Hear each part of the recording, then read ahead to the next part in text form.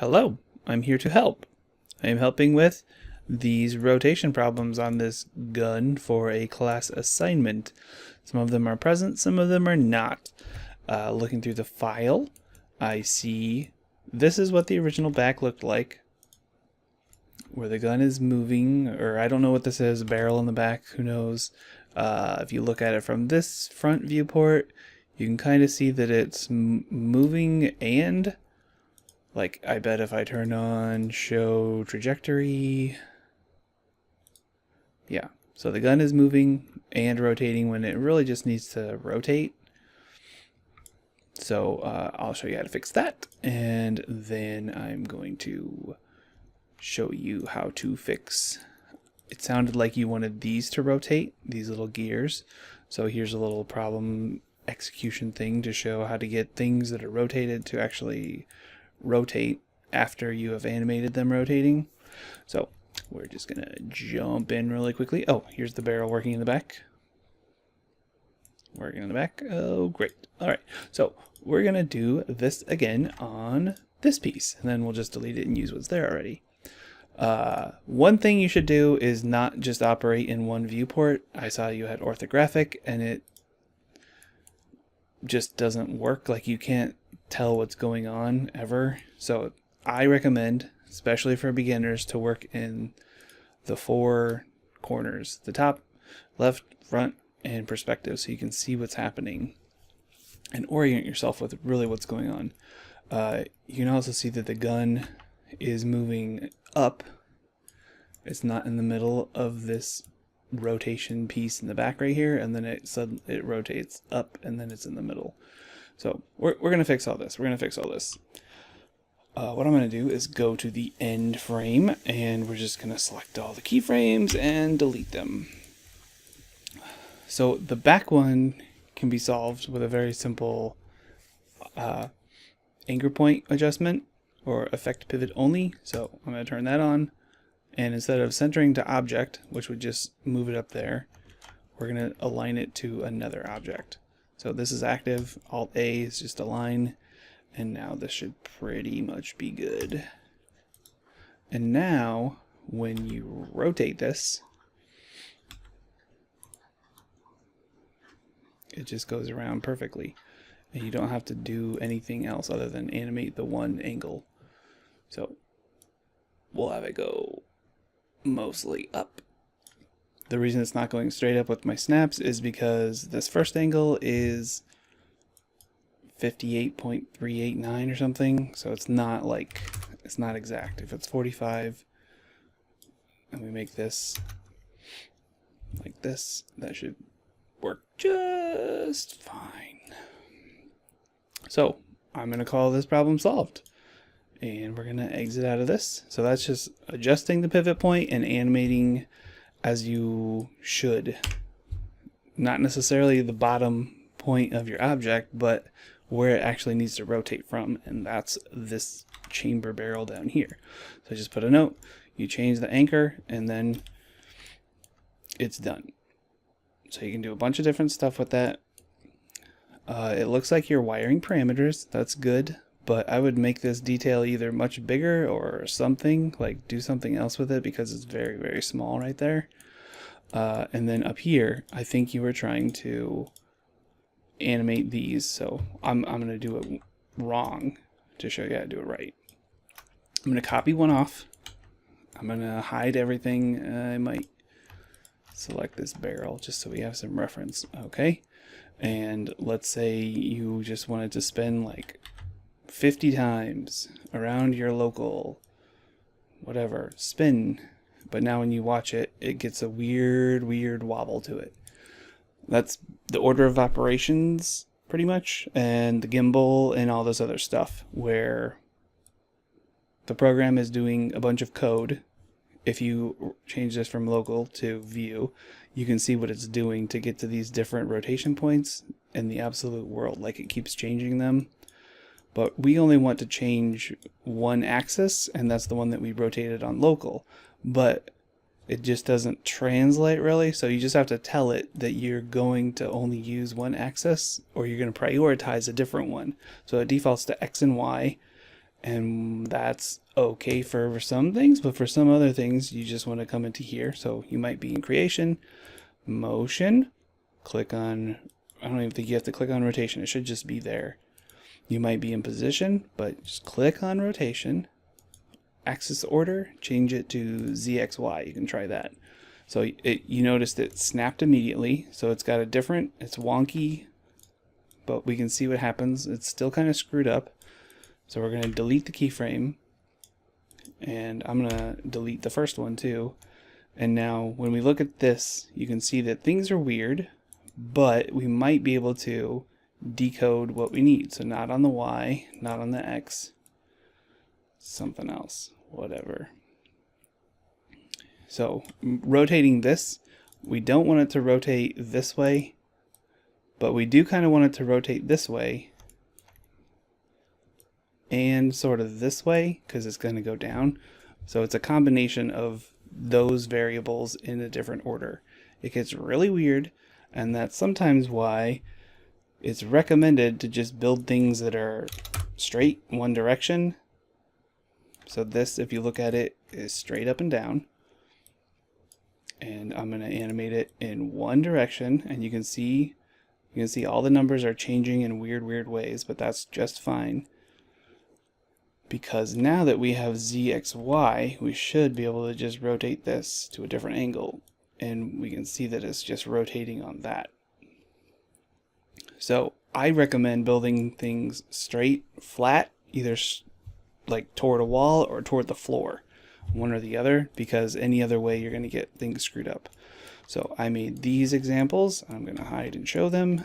So the XYZ is the default rotation that we were talking about, and that was rotating just fine in one perspective. But once you angled it up from that perspective, you would get this weird thing where this is the exact same animation. It's just not prioritizing the right rotation.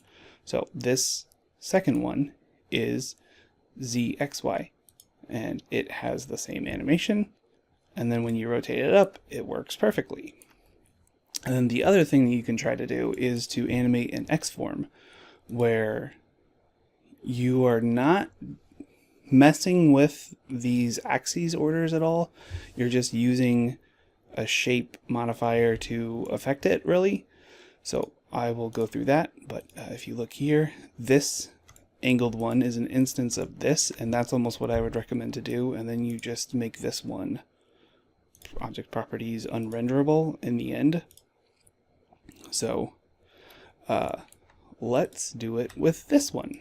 I will recreate this part, and we're just going to do animated X form. I'm going to copy these and hide this. Okay. So from here, we have our rotation, but we do not want this to be animated at all. So we're just going to delete all the keyframes off of this and just pretend this is a static object. Okay. So from here, we're going to put on an X form. It's the same as typing in X form, whatever version you're using. You're going into modifier list and finding X form, but I use it a lot, so it's there. Okay, so it made this orange box around it, which can be very helpful. You can turn on the gizmo, and now it's yellow. That means it's active. And we want to turn on the animation button, auto key, rotation, and we're just going to rotate it on the axis that we want. Cool. And now turn this off. And when we come out of here, we'll see that this is animated. Not very much, because I went all the way around, whatever. We're going to go into curve edit. And this is something that they might not have talked about yet, but it will be very useful later on. And that is the out of range types. My interface is different. I saved down to 2017 because I just prefer working in 2017. So I'm going to drag a box around the end keyframes. You can select them here or here. I'm just going to do all of them. But under edit, controller, out of range types. And we want linear. And now it shot off that blue line. And now beyond this keyframe is going to keep on rotating, which is good. So I'm going to make this big again, and I'm actually going to rotate it the other way. Okay. So it's rotating like the other one. All right. So now turn off your keyframe, enable whatever, and we're just going to shift clone this as an instance So whenever we change this animation, it will automatically update this one and vice versa. So this can like control, you know, 1,000 of those things rotating, which could be very, very useful. Instead of having to animate each one individually and set up all these things, you can just animate one that ends up being turned off or hidden or something like that. So from here, we have just like we had before, but if we angle this up, you can see that this is rotating perfectly around as well. So this, not a hack, not a cheat, not a fake or anything like that. It's just another way to do it, which may or may not help. A lot of it would depend if you're actually exporting these things for games. Like sometimes some of these things just wouldn't be options, and that's where you would want to try a multitude of these methods and not just one, because they might not be supported. Like animated X4 might not be supported in Unreal Engine or whatever you're using, Unity. The other way you can do it is to link it to an X-form or link it to a pivot or a point or whatever. That's what I was doing in my other file. I could do that again, but I don't really need to. But I will. So I'm going to take this one. This is the one that's just rotating. It's the XYZ one. Make a really, really simple point. I'm going to get zoomed in on here. Cool. Perfect. Okay, we're going to link this to this point. Now you saw it shifted a little bit there. It got weird. So something changed, and that's kind of all you need to know that happened is something changed. But it should now rotate along this. So it's not, if you think about it, it's only this object has inherited the world of this object, the point. So it's like reorienting itself to that, and it knows that it's only rotating in one of these directions again, and it's not going to get confused. And then you could go and place this thing wherever you need to put it. So that's a totally good way to do it. That's how I would do it, but you end up with many more objects, and it can be complicated if you're a beginner because you're not managing them well. So that's how I would adjust or approach these things. Like choose one of these, explore all of them perhaps, and see what you can do different to get these gears rotating. So good luck on that. I'll spend some time just like going over a couple of notes on what you have done so far. I think it's going to end up rotating around and shooting or something, but it sounds like your assignment for now is just to get a static mesh or like a finished complete gun. First thing the biggest thing I kind of want to address is alignment and then overlapping polygons. So whenever you see these weird black and like dithering weirdness, that means that you have polygons that are on top of each other. So one face is pointing up and one face is pointing down, and the computer doesn't know which one to draw and it gets confused. So that's why it does this thing. The black is the inside, the underside, and the white is the whatever proper normal that it's supposed to be showing. So what I would do, unwrap UV is fine. It's good, keep using it, but you can just collapse all to everything, and then the next time you put on unwrap UV, it's going to be the exact same thing as what was there, but the geometry is going to be modified. So what I do, I apply the UVW map so I don't screw anything up. So it's all locked down sort of. And you just want to make sure that you're not on the squishy mode, just on one of them. And I'm going to just scale this in a teeny tiny bit, and you can see it got rid of that harsh black dithering crap that was broken.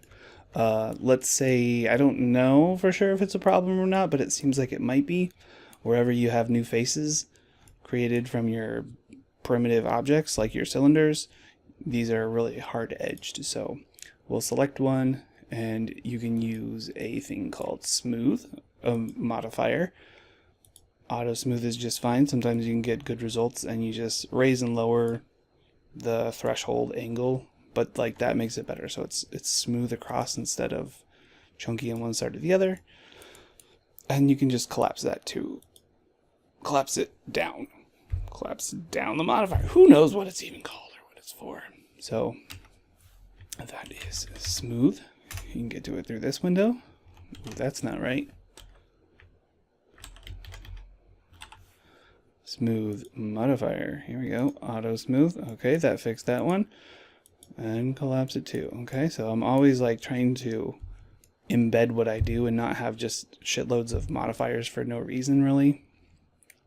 And a lot of times you just want to keep stuff simple and uncluttered, and that's why this ZXY might be your best approach instead of going into animating an X form and having to deal with that, or making points for everything and having to deal with those. Next thing I want to talk about on this particular project is your orientation. So I was looking in here very closely at everything, just to trying to figure out what was going on. And I can see that all of your barrels, so like this big scope and these two side handles, I don't even know what they are, but you can see that they're not straight. In this view, they should just be perfectly straight. Well, in all views, they should be perfectly straight. And this one, it's close, but usually if you go to wireframe, you can see when, since it's not anti-aliased, you can just see a crunchy line, and this is super crunchy. And when it's crunchy, you know your stuff's usually not straight. That's how I can tell. So what I recommend doing is building stuff in your front top left viewport and then moving them in your perspective. You almost shouldn't be using your perspective at a beginner level, it feels like to me, just because you end up causing more problems for yourself a lot of the time. So let's work on making these handles, like replacing them. So I will, like, you're probably trying to save polygons, but when I look in here, I can see the same overlapping face issue. And I don't exactly understand what's going on. But you're not really going to save that many polygons, so you may as well just like use a tube and have it have all the extra geometry from the whole tube. So you can see it drawing in perspective, but really try to use your front and your left so you can make it end to end. Move this to the end. Move it there. Okay, and then lower the sides, and you have almost exactly what you had before, but now it's going to be straight. So I'm going to delete your old one, and you just have a nice straight tube. This scope thing is a very similar thing. Well, once you have one, this is the other benefit. You can really quickly place it and get everything you need taken care of on these viewports. So now you have that there, and we just need to get this to the center. If you want to move stuff to specific places, and you have everything built on 0.0 of 3D Studio Max, which you probably should, and unfortunately it's not built that way, but that's just fine. These darker grid lines is like 0, 0, and then there's one that goes up for 0. So I would try to build everything with your origin point being there, so like the handle of the gun or something, and then all of your scopes and stuff will be coming out on the other side. Like up positive and down negative just a little bit, but don't worry about that, not a big deal. Alright, I am going to align this to here, and I have center, center. That's not going to be good. I'm going to put pivot, and you can see now it's inside. And that's pretty good on what we want, I'll say. And I'm just gonna, pardon me, draw out loosely a new thing. Okay, and I'm not sure exactly how you're building your object, but I'm gonna work on quickly roughing it in. Okay, this one might bite me in the butt because you're gonna be generating more information, I guess. But really it should be fine because every barrel, every scope, every tube needs to have like a uniform length somewhere in it. So this might help you make different decisions. And from here, edit poly's good. I like Swift Loop I have it assigned to Shift W. That's the steering wheel crappy thing that they invented and added, and it took over everything, but I have deleted it. So now I can just draw loops wherever I want. Otherwise, that is inside of modeling, freeform, I think. Well, I'm going to find it exactly, and it's going to drive people mad if they watch this video. Swift loop right here. So you can click on here and get access to this. The circle in the center is the center circle, obviously. The other one is the outside. So you can see it's kind of, there's a floating one and then there's the outside one. We're going to always mostly work on the outside one. Autosave is being a biatch. Okay, this, I'm not going to back off of what I said, but this one might have been easier to make a cylinder. But we're just going to plow through to keep this straight. Okay, so here for your, I don't know what these are called. It's not an indentation, it's an exdentation or something. Just going to make another one and another one. And once you have these made, you can slide them around a lot easier. So we have that, we have that. This is down. Okay, great. All right. So I also have select ring and select loop. So I want to squeeze in this part like you have. So you can select the edge and do a loop. And then I do a lot of scaling, but I shift this to the center of your selection.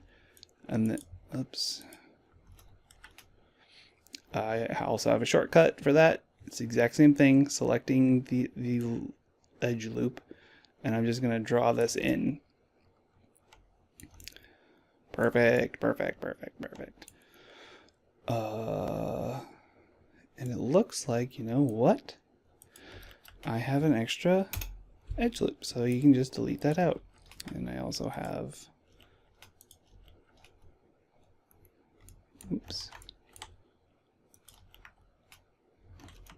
Really, you can't delete that out because it leaves extra vertices. Fooled ya. I think Control Backspace will let you cheat it. Okay, and now I can see this. Okay, and you want this. I'm just getting this top edge, looking through it to get it all. And I'm going to select the faces. And I'm going to extrude them.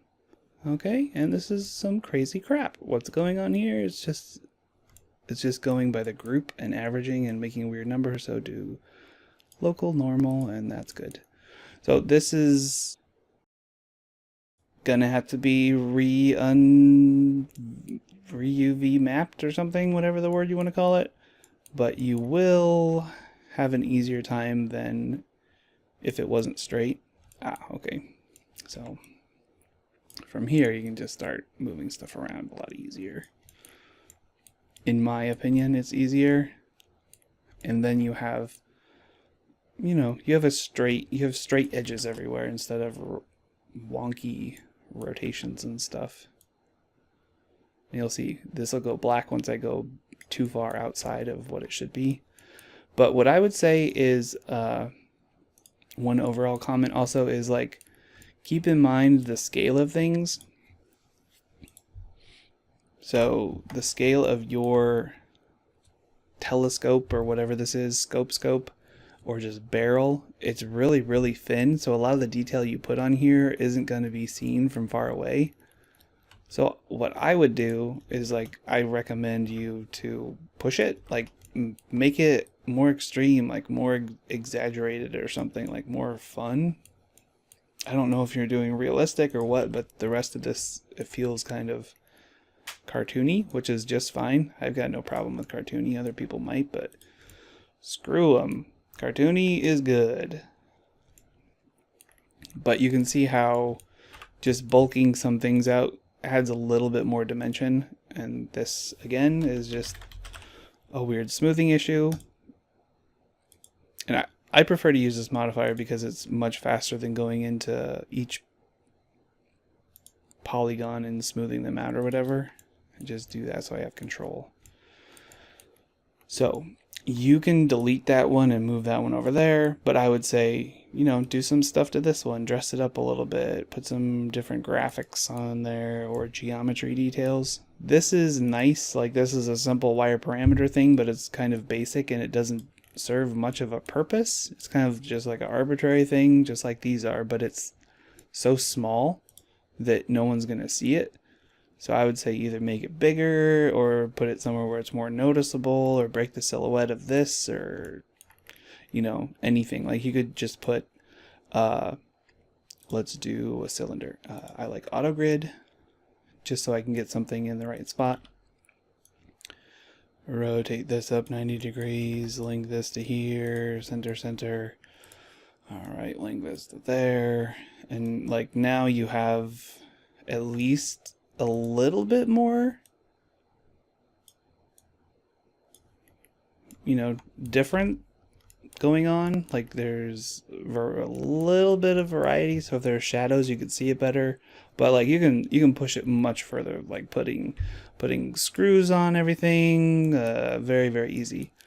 But let's say maybe you did want to keep with this. I don't know if it's steampunk, I don't know what's going on, everyone's taste is different, that's no problem. But let's say that's what you're going to do.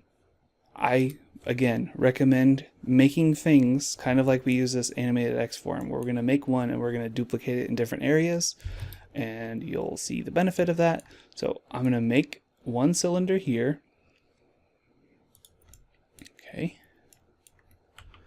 You can see I've got my cylinder, but this is just going to be like a control cylinder. It doesn't really matter what it is, how it looks, or whatever, because we'll make it non-renderable.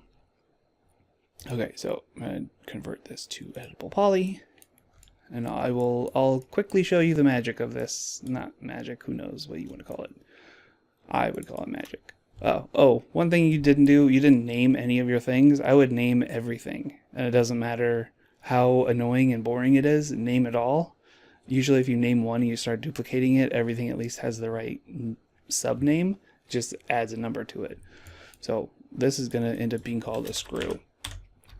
And 3D Studio Max, if you know, likes to put numbers on things. So this is going to be called screw master. Okay, I'm going to make one, and it's penetrating, but that's just fine. And we're going to make instances. And we're not going to have this be called master. We're just going to have this be called screw. Okay. So let's go and place some of these screws around. Instance.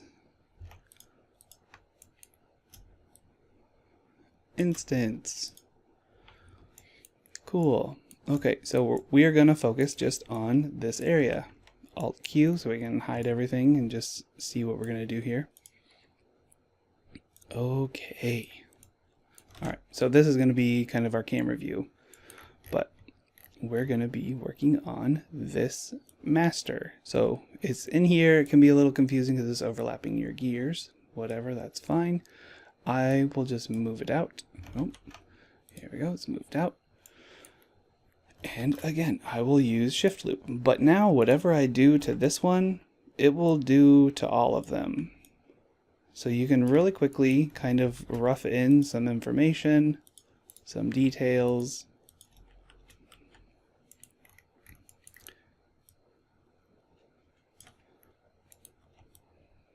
Maybe you don't want those heads to be so big. We know the pivot point is up here at the top, so it's aligned to the top of this. So really where we want the pivot point to be is the base of the head of the screw or whatever we're going to make. So we're just going to put this up here like this. Great.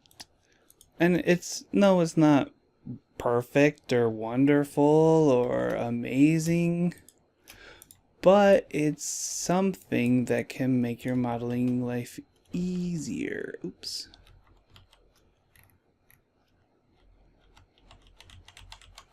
Shift Z, you can undo your zooming, your viewport. It's kind of like an undo if you move your camera. Somehow I got turned on my edge constraint. I don't know what button I pressed. Just blame it on a dog or something like that. Okay.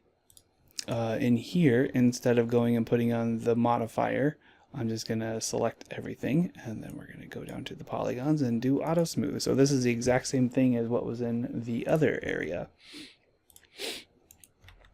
Okay. And now we have all these like automatic screws, and it doesn't look great. Sure, you just made bubbles or whatever, but when you start doing other things, like,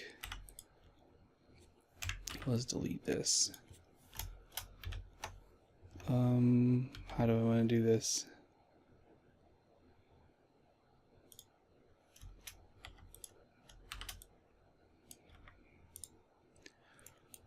Now, I don't know what's going on with 3D Studio Max, but it's being a real punk to me right now. It's probably because I'm screen recording. And you're probably going like for super low poly or something for class. I have no idea. But this lets you get set up for some ideas that you might do later on. So just everything you do on this one is going to happen on all the other ones, which can be really, really nice.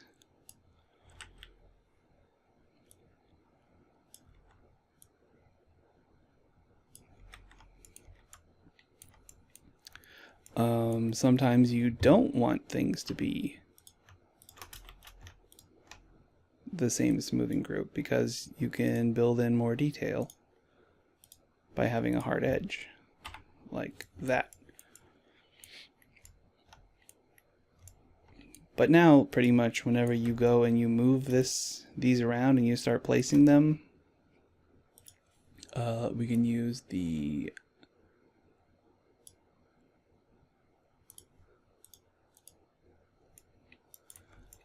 I'm not sure. There's a select and place button.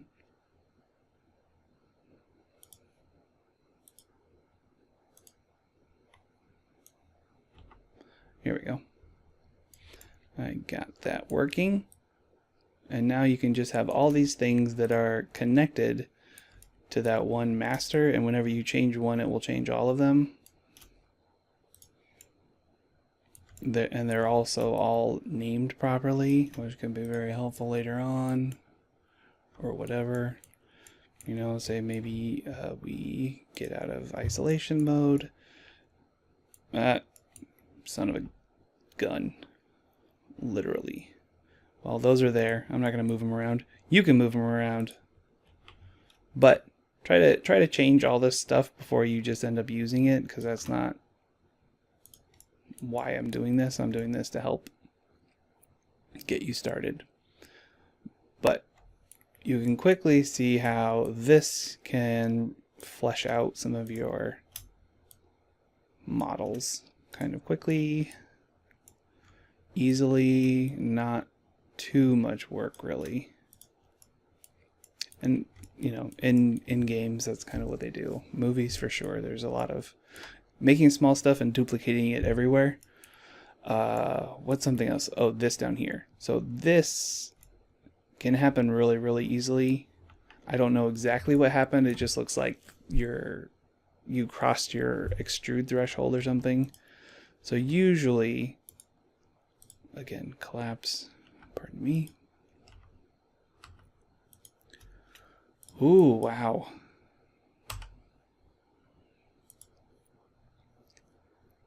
I want to be in edge mode.